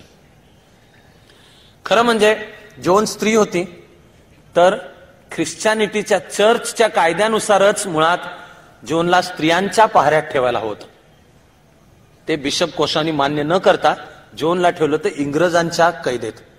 ते जे इंग्लिश सैनिक होते ते शिवराळ होते, ते दारुडे होते, ते गैरवर्तणूक करणारे होते. पण कैदेत असून जॉनवर लुटालूट, विनयभंग किंवा बलात्कार झाले नाहीत याचं एकमेव कारण धसका जॉन बद्दलचा. कशाचा धसका? की खरंच माहित नाही की ही देवाची दूत आहे का चेटकीण आहे. काही असली तरी आपल्याला धोका आहे. त्यामुळे तिच्या वाटेला गेले नव्हते. पण तुरुंगामध्ये जॉनला लाथाबुक्क्यांनी तुडवण्यात आलं, मारहाण करण्यात आली. अनेकदा जॉनला छळ यंत्र होती, माणसाला चरकात घातलं जायचं ते यंत्र, किंवा क्वार्टरिंग नावाची शिक्षा होती. क्वार्टरिंग म्हणजे असं 4 दिशांनी माणसाला दोरे बांधलेले असायचे आणि मग एक चाक फिरवलं जायचं, ते फिरलं की ओढलं जायचं. तुकडे तुकडे टॉर्चर करण्याची अशी वेगवेगळी साधनं शोधून काढली होती. त्यांच्यासमोर उभं करून जॉनला सांगण्यात आलेलं होतं की कबूल करण्यात तर हे छळणूक तुझी होईल. जॉन शांत होती, धीरोदात्त होती, एकटी होती. तिला प्रश्न होता, राजा काय करतोय, लोक काय करतायत. ज्या लोकांनी 8 महिन्यापूर्वी आपलं प्रचंड स्वागत केलं, ओर्ला नगरीच्या दुतर्फा लोक उभे होते, ते जॉनला हात लावायला धडपडत होते. पाश्चिमात्य पद्धतीनुसार जॉनच्या हाताचा किस घेणे तो आशीर्वाद समजला जात होता. ते जमत नसेल तर जॉनच्या वस्त्राला माझा हात लागला, पाया पडलो. ही सगळी जनता गेली कुठे? आणि विलक्षण एकाकी तुरुंगामध्ये जॉन एकटी या सगळ्याला धीरोदात्तपणे सामोरी जात होती. तिला छळाच्या दिल्या जाणाऱ्या धमक्यांचा उपयोग होत नाही. तिला नीट खायला दिलं जात नव्हतं, अंगावर घालायला नीट कपडे दिले जात नव्हते. आणि त्यानंतर आणलं जात होते ते रुळेच्या आधी भर चौकामध्ये तिची सुनावणी चालू झाली. त्यामुळे लोक पण जमा झालेले होते. आता तलवार मागे पडली, ईश्वराचे आवाजही मागे पडले. वाणीनी जॉनला एवढं सांगितलेलं होतं कंपनीच्या घटनेच्या आधी की तू लवकरच शत्रूच्या हातात पडशील, त्यानंतर तुझ्या वाटेला जे येईल त्याला धीरोदात्तपणे सामोरी जा, कारण मी तुझ्या बरोबर असणार आहे. मग तिला वाणी आणि हे संतांचे आवाज सांगत होते की या सगळ्यातून आता लवकरच तुझी सुटका होणार आहे, आणि नुसती सुटका नाही तर त्यानंतर तुझी रवानगी ईश्वराकडे स्वर्गामध्ये होणार आहे. मनापाशी ती धीरोदात्तता बाळगत जॉन उभी होती. खटल्याचं कामकाज चालू झालं. हे 72 न्यायाधीश बसलेले, बिशप कोशा त्यांचा सूत्रधार. कामकाज चालू होताना रुळेच्या चौकामध्ये प्रथम जॉनला सांगण्यात आलं की सगळं सांगीन, सत्य सांगीन आणि काही लपून ठेवणार नाही, अशी प्रतिज्ञा घे, शपथ, ओथ. जॉन म्हणली घेत नाही. म्हणजे आता हे बंडच होतं. हे धर्म सत्तेविरुद्धचं बंड आहे. आता जॉन होती 19 वर्षाची आणि ती बिशप कोशाला त्या बसलेल्या 72 न्यायाधीशांच्या समोर सांगते की शपथ घेत नाही. का शपथ घेत नाही? जॉननी सांगितलं की मला ईश्वराने जे सांगितलेलं आहे ते सगळं तुम्हाला सांगण्यासाठी नाहीये. तुम्हाला सांगायला मला परवानगी नाही. त्यामुळे तुम्हाला मी काय सांगेन याची प्रतिज्ञा घेत नाही. मग निदान ह्या बिशप कोशानी आरोपपत्र तयार केलेलं होतं. आरोपपत्राला रोमन भाषेमध्ये त्यावेळेचा शब्द होता प्रोसेस व्हर्बल. आरोपपत्र. मग एवढं ठरलं की ठीक आहे, आरोपपत्रातल्या मुद्द्यापुरता जेवढा असेल तेवढी तर शपथ घेशील का नाही की तेवढ्या मुद्द्यांचं सांगेन. ते पण जोननी सांगितलं की आपली चर्चा आणि मी तुम्हाला जे सांगेन ते या प्रोसेस व्हर्बल पुरतं मर्यादित राहील, पण त्यामध्ये सुद्धा जर तुमचा प्रश्न आला की ज्याचा संबंध ईश्वराने मला काय सांगितलं याच्याशी आहे, तर मी ते तुम्हाला सांगणार नाही. तर अशा वेळेला ठरलं की तिने फक्त सांगायचं पुढचा प्रश्न. पुढचा प्रश्न. जोनवरची सुनावणी 3.5 महिने चालू होती. मध्ये थोड्या थोड्या दिवसांचे ब्रेक आहेत, पण त्या एकेका दिवशी जोनला एका स्टूलवर असं बसवून ठेवलेलं असायचं. हातापायात साखळदंड, पायगोल झगा तिला घालायला दिलेला, अन्न पाणी नाही, आणि 9-9 तास तिची चौकशी चालायची. ते 9-9 तास तिला कोणी पाणी पण विचारायचं नाही. तरी सुद्धा पहिल्यांदा रुळेच्या चौकामध्ये जाहीर सुनावणी होत असताना जोन जी उत्तरं देत होती त्यांनी लोक तिच्या बाजूला होत होते. नुसते लोक तिच्या बाजूला होत नव्हते, तर या 72 न्यायाधीशांच्या मधले सुद्धा अनेक जण तिच्या बाजूला होत होते. त्यामध्ये होता या सगळ्या खटल्याच्या कामकाजाची नोंद ठेवणारा जो मुख्य लेखनिक, त्याचं नाव माशॉ. माशॉ मनाने जोनलाच सामील झाला. त्यामुळे माशाला लक्षात येत होतं की ह्या बिशप कोशाचं ऐकून बाकीचे काही लेखनिक मुद्दाम चुकीच्या नोंदी करतात. जोन सर्व दिवस तल्लख आणि सावध होती. तोच प्रश्न पुन्हा आला तर जोन सांगायची की तुमचा रेकॉर्ड तपासा. जोनला प्रश्न विचारायला सुद्धा 72तल्या अनेक जण एका वेळी वचवच वचवच करत अंगावर यायचे, तर जोन सांगायची मी तुमच्याच प्रश्नांची सगळ्या उत्तरं देते, पण एका वेळी एक जण बोला. ती जेव्हा उत्तर द्यायला लागेल तेव्हा तिचं ऐकून घेतलं जायचं नाही, उलट धाकधपटशा.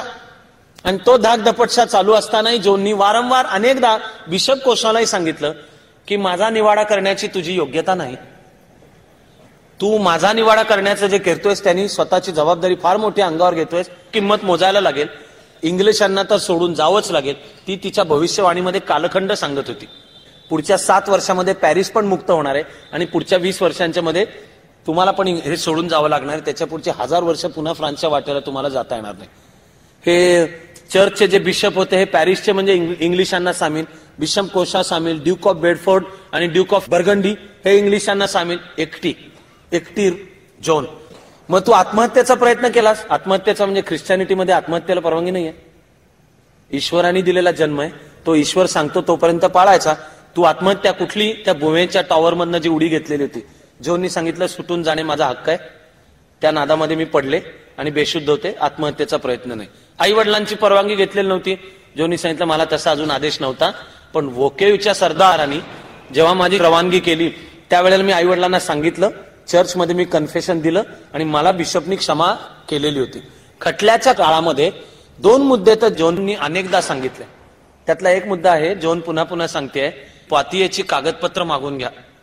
हे जे कोर्ट होतं हे बिशपचं कोर्ट होतं आणि पातियेची सुनावणी करून ज्यांनी निकाल दिला ते आर्च बिशपचं कोर्ट होतं. म्हणजे वर्तमान काळाच्या भाषेत सांगायचं तर हायकोर्टाने एकदा ज्या आरोपीला निर्दोष ठरवलेला आहे त्याला डिस्ट्रिक्ट, केवळ डिस्ट्रिक्ट नव्हे तालुक्याच्या कोर्टाने दोषी ठरवण्यासारखा उद्योग आहे. आर्च बिशप गेलूनी 2 वर्षापूर्वी जोनला नुसतं निर्दोष नव्हे सर्टिफाय केलं होतं की ही ईश्वराची दूत आहे. चर्चनी सांगितलं होतं पुरुषाचा वेश धारण कर, चिलखत घे, केस काप आणि ही तुझी ध्वजा, फिरबुआची जी तलवार आहे ती. तर आता जे जे चमत्कार झाले ते बिशप कोशा उलटवत होता. चमत्कार झाले हे मान्य, पण म्हणजे तू चेटकी नाहीस, सैतान तुझ्या तोंडून बोलतो. 3 महिने जोन शांतपणाने या सगळ्याला सामोरे जात होते. कुठल्याही छळाच्या धमक्या, अन्न पाणी न देणे, लाथाबुक्क्यांनी होणारी मारहाण याला बदली नाही. 22 मे 1431 ला एक दिवस असा उजाडला की जेव्हा जोनच्या अंगात ताप होता. आधीच्या अनेक दिवस तिला खायला प्यायला मिळालेलं नव्हतं. इंग्लिश सोल्जर तर तिला लाथाबुक्क्यांनी तुडवत होतेच होते. गलित गात्र स्थिती झालेली होती जोनची. आधीच्या काळामध्ये या 72 मधले 2 बिशप असे होते ज्यातल्या एका बिशपनी सांगितलेलं होतं की ह्या जोनवर चाललाय, हा अन्याय चाललाय. हे त्यानं कोर्टात बोलला. जसं पातियेचे कागदपत्र मागवून घ्या असं जोन सांगत होती, तसं जोन हेही सांगत होती की माझा निवाडा करण्याचा हक्क पोपलाय, मला तुम्ही रोम समोर घेऊन जा. कोर्टाच्या कामकाजामध्ये बिशप कोशानी तिला एकदा विचारलेलं होतं की तू कोणता पोप मानतेस, कारण त्यावेळी 3 पोप होते. त्यांचं पण आपसात भांडण चालू होतं. की खरा पोप कोण. त्यामुळे तिला ट्रॅप करण्याकरता म्हणून विचारलेलं होतं की तू कोणता पोप मानतेस. जोननी फक्त उलटा प्रश्न एवढाच विचारला की म्हणजे 51 जास्ती पोप आहेत का. म्हणजे आता बिशप कोशाची गोची की आता जर सांगावं 51 जास्ती तर म्हणजे तो स्वतःच धर्मद्रोही ठरतो. कोर्टाच्या कामकाजाच्या काळातला ख्रिश्चॅनिटीच्या दृष्टीने एक प्रश्न सगळ्यात ट्रिकी, तो मूळ प्रश्न आहे, त्याचं इंग्लिश भाषांतर मूळ आहे, are you in a state of grace, G capital. ईश्वराची कृपा तुझ्यावर झालेली आहे का. हा प्रश्न ऐकल्यावर ते जे चौकशी मंडळ होतं त्यातला सुद्धा एक न्यायाधीश उठून उभा राहिला आणि तो जोनला ओरडून त्यांनी सांगितलं की या प्रश्नाचं उत्तर देऊ नको. का देऊ नको. ती 19 वर्षाची एक निरक्षर स्त्री होती जिचा काय फार धर्मशास्त्राचा अभ्यास झाला असं चित्र नाही. ग्रेस, ईश्वराची कृपा ज्याच्यावर होते तो सांगू शकत नाही. ती सांगणं हाही धर्मद्रोह आहे. Are you in a state of grace हा मूळ प्रश्न विचारणं सुद्धा त्याला खरं म्हणजे म्हणतात नल अँड वाईड. कायद्याच्या भाषेत हा अवैध, कायदेबाह्य मुळात प्रश्नच आहे. कारण काही उत्तर दिलं तरी जोन पेचात सापडणार आहे. नाही म्हणावं तर त्याचा अर्थ ईश्वराचं तुझ्यावर कृपाछत्र नाही, त्यामुळे तुझे बोलतेस ते सगळं खोट आहे. हो म्हणून बसावं तर म्हणणे आलं सदेह सगुण साकार असताना निर्गुण निराकाराची माझ्यावर कृपा झाली हे बोलणं ह्या धर्माचा द्रोह होता. Are you in a state of grace याचं ती उत्तरच देऊ शकत नाही. तर कोर्टाच्या कामकाजाने शब्दशः जोनचं जे मूळ नोंदवलेलं उत्तर आहे त्याचा मराठी तर्जुमा मी तुम्हाला सांगतो. ते मूळ उत्तर आहे की जर मी ग्रेसच्या स्टेटमध्ये असेन तर मी तशीच राहावी आणि जर नसेन तर ईश्वराची कृपा माझ्यावर व्हावी, एवढंच माझं म्हणणं आहे. पुन्हा बिशप कोशा अडचणीतच. हे शेवटपर्यंत होत राहिलं. 22 मे 1431 जोनला एकदा रोयेच्या चौकात आणण्यात आलं. नंतर ही सार्वजनिक चौकशी थांबली, इन कॅमेरा बंद चालू झाली. कारण जोन उत्तरं इतकी चपखल आणि चतुर देते की लोक तिच्या बाजूने वळतात हे बिशप कोशाच्या लक्षात आलं. गुप्त चौकशी चालू झाली. चौकशीची पहिली फेरी अनिर्णित झाली म्हणून दुसऱ्या फेरीमध्ये 72च्या जागी 36 चौकशी करणारे न्यायाधीश झाले. ज्यांच्याबद्दल शंका संशय होती त्यांना बिशप कोशाने काढून टाकलं. चौकशीची दुसरी फेरी झाली, त्या फेरीमध्येही काही अनिर्णित राहिलं.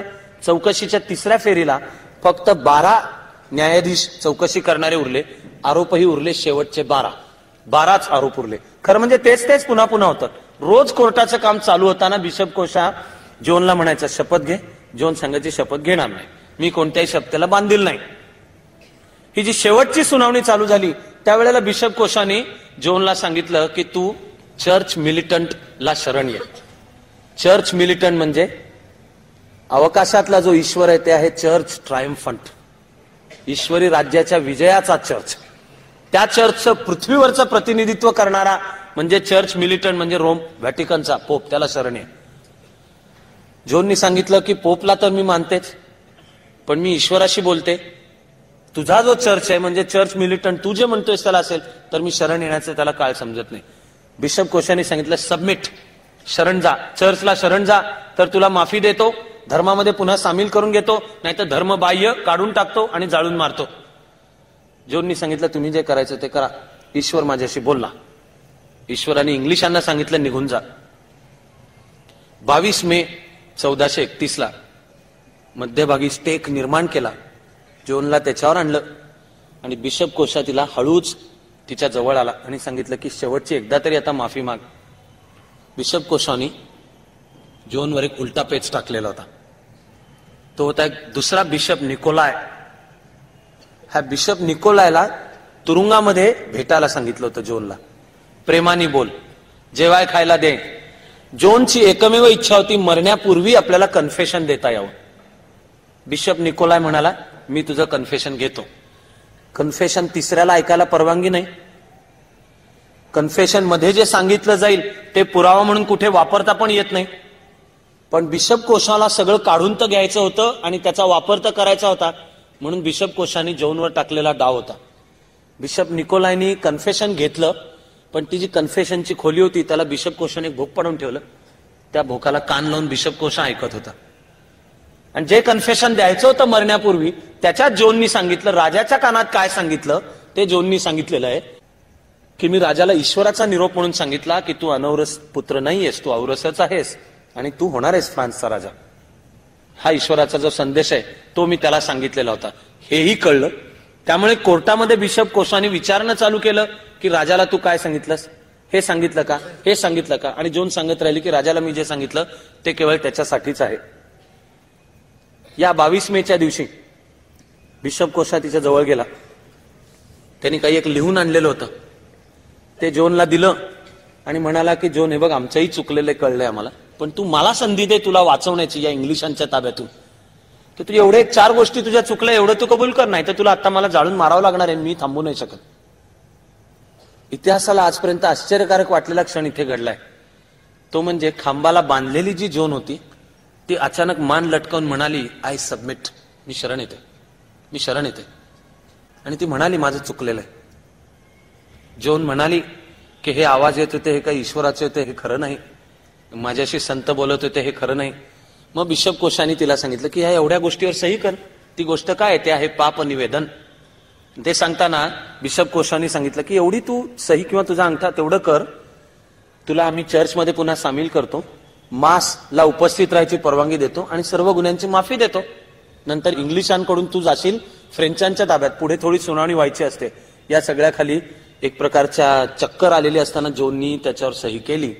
तो जो कागद होता तो प्रत्यक्ष नुसता ह्या गोष्टींचा नव्हता.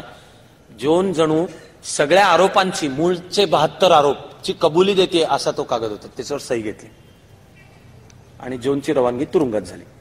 बाहेर बातमी पसरली की जोननी गुन्ह्यांची कबुली पण दिलेली आहे. राजा शांत, जनता शांत. जो फ्रान्स स्वतंत्र केला ती जनता गप्प, ज्या राजाला राज्याभिषेक केला तो राजा गप्प, तो रॅन्सम त्याची जी खंडणी द्यायची ती पण देत नाहीये. आणि आता तर जोननी कबुली पण दिली. जोनची रवानगी तुरुंगात झाली. तुरुंगात गेल्यानंतर जोनच्या लक्षात आलं की आपण पुन्हा इंग्रजांच्याच तुरुंगामध्ये आलो. बिशप कोशाला चौकशीच्या काळामध्ये एक दुसरा धर्मगुरू, तो बिशप कोशाचा वरिष्ठ होता, पॅरिसहून आलेला होता, त्याचं नाव हुपविये. तो धर्मशास्त्राचा आणि न्यायशास्त्राचा अभ्यासक होता. त्यांनी बिशप कोशाला सांगितलेलं होतं की तू जो खटला चालवतोस तो सगळ्याच्या सगळा कायदेबाह्य आहे. तो का सगळ्याच्या सगळा कायदेबाह्य आहे? एकतर जोन 21च्या खालची म्हणजे मायनर, त्यामुळे तिला वकील देण्याचा हक्क आहे, तो तू तिला देऊ दिलेला नाहीस. तिला जर तुरुंगात ठेवायचं असेल तर फ्रेंचांच्या ठेवायला पाहिजे, ते तू इंग्लिशांच्या ठेवलेस. ती स्त्री आहे, तिच्या भोवती पहारेकरी असतील तर ते स्त्रिया पाहिजेत, ते तू पुरुषच ठेवलेले आहेस.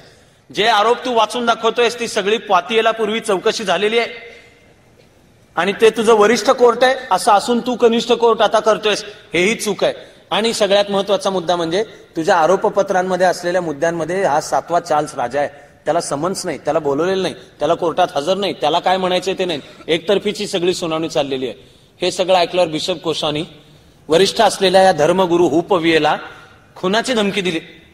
तू पहिले पळून जा, म्हणजे थांबलास तर रुयेत थांबतो कसा, तुला मारून टाकू. जीवाच्या भीतीने तो धर्मगुरू हुपविये पळून गेला. जोन पुन्हा इंग्लिशांच्या कैदेमध्ये गेली. तिला लक्षात आलं की आपला विश्वासघात झालेला आहे. तिने स्त्रीचे कपडे घातलेले होते. त्या इंग्लिशांच्या कैदेमध्ये तिला मारहाण झाली. काय झालं पुढे नेमकं कोणालाच कळलं नाही. वस्तुस्थिती उरते की इंग्लिशांच्या कैदेत असताना जोननी पुन्हा एकदा पुरुषाचा वेश अंगावर घातला आणि बिशप कोशा ज्याची वाट पाहत होता, किंबहुना नुसता वाट काय पाहत होता, जे घडवून आणण्याकरता त्याचं सगळं चाललं होतं ते झालं. ते म्हणजे गुन्ह्यांची कबुली दिल्यानंतरही पुन्हा एकदा तिने तोच गुन्हा पुन्हा केला, म्हणजे रिग्रेस पुन्हा ते केलं. म्हणजे आता माफीची तिच्या शक्यता नाही आणि तिला जाळून मारावं लागणार. 30 मेला जोननी पुन्हा पुरुषी कपडे घातल्याची बातमी आगीसारखी रुयेच्या बाजारामध्ये पोहोचली. 31 मेच्या सकाळी जोन करताचा स्टेक तयार करण्यात आला आणि पुन्हा एकदा जोनला साखळदंडामध्ये बांधून आणून उभं करण्यात आलं. शेवटच्यांदा आरोप वाचून दाखवायचे म्हणून बिशप कोशानी वाचून दाखवले. लोकांची गच्च गर्दी जमलेली. त्या गर्दीला जोनपाशी जाण्यापासून रोखण्याकरता म्हणून सैनिक थांबलेले आणि बिशप कोशानी पुन्हा आरोप वाचून दाखवले. आणि जोननी सांगितलं की पूर्वी जर मी काही कबुली दिलेली असेल तर ती दबावाखाली पण होती, चुकीची पण होती, तुम्ही माझा छळ पण केलेला होता. आता तुम्ही मला जाळा, अगर काही करा. ईश्वराने मला सांगितलंय माझ्या मुक्तीचा क्षण जवळ आलाय, पण मी काही गुन्हा केलेला नाही. 31 मे 1431 जोनला त्या स्टेकला बांधून जाळून मारण्यात आलं. जोननी शेवटची इच्छा व्यक्त केली, माझ्याकरता क्रॉस दिसण्याची व्यवस्था करा. त्यावेळेला पहाऱ्याला तिच्या जवळ जो एक इंग्लिश सैनिक होता, त्या इंग्लिश सैनिकाने एक बांबू घेतला, तो तोडला आणि जोनच्या हातामध्ये तो क्रॉस करून दिला. तो क्रॉस घेऊन ज्योन जळून गेली, पण त्यावेळेला जे पेटलं ते आधी फ्रान्स आणि त्याच्या पाठोपाठ मानवापर्यंत मुक्तीचा, स्वातंत्र्याचा, स्त्रीच्या समतेचा हा नवा निरोप, आपल्याला जे स्वप्न, जे भारत मातेच्या स्वप्नाने आपण सुरुवात केली, त्याची तुमच्या माझ्या करताची ही कहाणी आता आपण आपल्या प्रार्थनेच्या सुरांच्या मध्ये पूर्ण करूयात. नव्या वैभवाचीच स्वप्ने सजावी, नव्या वैभवाचीच स्वप्ने सजावी. मनी हास्य लेऊन मुक्ती जगावी, मनी हास्य लेऊन मुक्ती जगावी. हवी फक्त उन्मुक्त निर्माण शक्ती, हवी फक्त उन्मुक्त निर्माण शक्ती. नवी ध्येय आसक्त प्रल्हाद भक्ती, नवी ध्येय आसक्त प्रल्हाद भक्ती. हवी फक्त उन्मुक्त निर्माण शक्ती, हवी फक्त उन्मुक्त निर्माण शक्ती. नवी ध्येय आसक्त प्रल्हाद भक्ती, नवी ध्येय आसक्त प्रल्हाद भक्ती. अहंता गळावी अभंगास म्हणता, अहंता गळावी अभंगास म्हणता. तपस्येत तल्लीन आतून होता, तपस्येत तल्लीन आतून होता. प्रतिभे समस्तीत आकार यावे, प्रतिभे समस्तीत आकार यावे. पुरी उत्तमाचेच ओंकार गावे, पुरी उत्तमाचेच ओंकार गावे. हवी फक्त उन्मुक्त निर्माण शक्ती, हवी फक्त उन्मुक्त निर्माण शक्ती. नवी ध्येय आसक्त प्रल्हाद भक्ती, नवी ध्येय आसक्त प्रल्हाद भक्ती. जरी एक अश्रू पुसायास आला, जरी एक अश्रू पुसायास आला. तरी जन्म काहीच कामास आला, तरी जन्म काहीच कामास आला. जरी अश्रु विस्फोट होऊन सजला, जरी अश्रु विस्फोट होऊन सजला. तरी मुक्त ज्वालामुखी जन्म झाला, तरी मुक्त ज्वालामुखी जन्म झाला. हवी फक्त उन्मुक्त निर्माण शक्ती, हवी फक्त उन्मुक्त निर्माण शक्ती. नवी ध्येय आसक्त प्रल्हाद भक्ती, नवी ध्येय आसक्त प्रल्हाद भक्ती. नवी ध्येय आसक्त प्रल्हाद भक्ती, नवी ध्येय आसक्त प्रल्हाद भक्ती. नवी ध्येय आसक्त प्रल्हाद भक्ती. नवी ध्येय आसक्त प्रल्हाद भक्ती.